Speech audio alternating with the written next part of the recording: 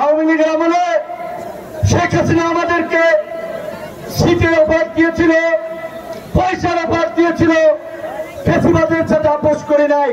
কাজেই আজকে আমি এসেছি আমার নির্বাচনী এলাকা পটুয়াখালী থেকে। আমার এলাকার চেয়েও গুরুত্বপূর্ণ আপনাদের এই সমাবেশকে বিবেচনা করে। সুতরাং আমরা 2-4টা সিটের জন্য কারো সাথে জোট করব না, এটা যদি দেশের প্রয়োজনে জোট করি তবে অবশ্যই আজকের এই পট পরিবর্তনে গণ অধিকার পরিষদের যে ভূমিকা, সেই যৌক্তিকতা এবং ন্যায্যতার বিচারে যদি কারোর সাথে সম্মানজনক আসন সমঝোতার ভিত্তিতে জোট হয় হবে, কিন্তু ওই 2-4টা আসনের জন্য গণ অধিকার পরিষদ জোট করবে না।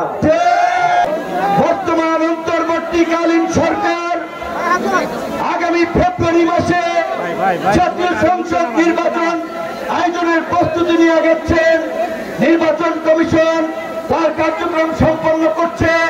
সবকিছু ঠিকঠাক থাকলে 11 তারিখে তফসিল ঘোষণা করার কথা, কিন্তু আজকে বাংলাদেশের সাবেক প্রধানমন্ত্রী, এই দেশের গণতান্ত্রিক আন্দোলন সংগ্রামের লড়াকু নেত্রী আপসীর নেত্রী বেগম খালেদা জিয়া গুরুতর অসুস্থ থাকায় যদি কোনো প্রেক্ষাপট তৈরি হয় দেশের বিবেচনায় নির্বাচন পেছানোর, সেটি হয়তো নির্বাচন কমিশন এবং সরকার বিবেচনা করবে, অন্যথায় নির্বাচন ফেব্রুয়ারিতেই হবে।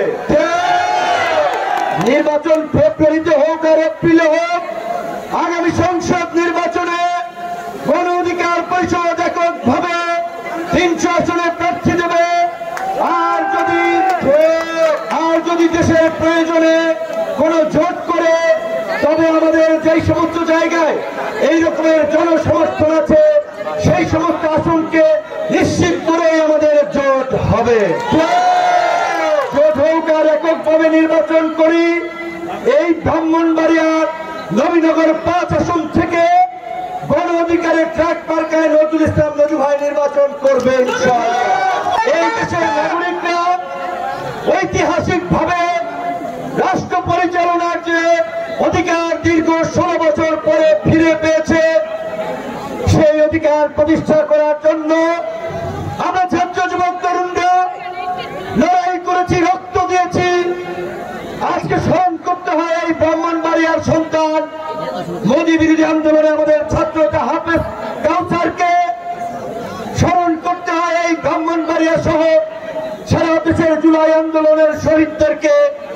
আপনারা দেখেছেন আওয়ামী লীগের গত 16 বছরের দুঃশাসনে এই দেশে ভিন্ন মত এবং বিরোধী মতের রাজনৈতিক নেতৃবৃন্দই নয়, এই ব্রাহ্মণবাড়িয়া আলেম ওলামার তীর্থভূমি, আলেম ওলামাদেরকে কিভাবে লাঞ্ছিত করা হয়েছে, কারাগারে রাখা হয়েছে। এই ফেসিবাদের নরক থেকে এদেশকে মুক্ত করেছে দেশের সাধারণ কৃষক, শ্রমিক, ছাত্র জনতা। তাই আগামীতে কারা ক্ষমতা আসবে, কারা এমপি হবে, জনপ্রতিনিধি হবে, সেটা নির্ধারণ করবে এই সাধারণ মানুষ, ছাত্র জনতা। আর এই সাধারণ মানুষ ছাত্র জনতার প্রতিনিধি হয়ে রাজপথ থেকে গড়ে ওঠা দল, আন্দোলন সংগ্রামের মাধ্যমে গড়ে ওঠা দল গণ অধিকার পরিষদের প্রার্থীরা নির্বাচন করবে। আমরা এই ব্রাহ্মণবাড়িয়ার নবীনগর 5 এলাকার মানুষের প্রতি অনুরোধ করব, আহ্বান জানাবো, আপনারা ওই প্রথাগত রাজনীতির বাইরে আপনারা নতুন নেতৃত্বকে স্বাগত জানান। একমাত্র নতুন নেতৃত্বই পারে বাংলাদেশকে নতুন ভাবে বিনির্মাণ করতে, নতুন কিছু দিতে।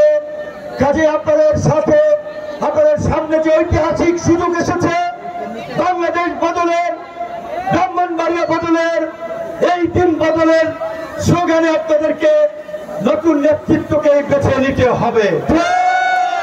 একইভাবে আমরা অন্যান্য রাজনৈতিক দলের প্রতি আমরা আহ্বান জানাবো। আজকে আমরা দেখতে পাই কোন রাজনৈতিক দলের নেতারা ওই পুরানো ফ্যাসিস্টদের মতোই হুমকি ধামকি আধিপত্য বিস্তারের একটা রাজনীতি দেশব্যাপী কায়েম করতে চায়। তাদেরকে শুধু মনে করিয়ে দিতে চাই 16 বছরের ওই দৈত্য দানবীয় আওয়ামী শাসন মুহূর্তের মধ্যে চুরমার হয়ে গেছে। জনগণের প্রতিরোধে তারা সীমান্ত দিয়ে হেলিকপ্টার দিয়ে নদী নালা যে যেভাবে পারছে খাল বিল দিয়ে পালিয়ে গেছে। কাজে আজকে কেউ যদি জনগণের বিরুদ্ধে অবস্থান নেন তাদের পরিণতি কিন্তু তাই হবে। আমরা এই জুলাই গণ অভ্যুত্থানের অংশীদার সকল রাজনৈতিক দলকে সংযত এবং সহনশীল হওয়ার আহ্বান জানাই। আমরা আগামী নতুন বাংলাদেশ বিনির্মাণে কাঁধে কাঁধ মিলিয়ে ঐক্যবদ্ধভাবে লড়াই করার আহ্বান জানাই। দেশকে এগিয়ে নিতে সংঘাত সহিংসতা হানাহানি মারামারি মুক্ত একটা নতুন রাজনীতির প্রতিষ্ঠার অঙ্গীকার আমরা গণ অধিকার পরিষদের পক্ষ থেকে করছি।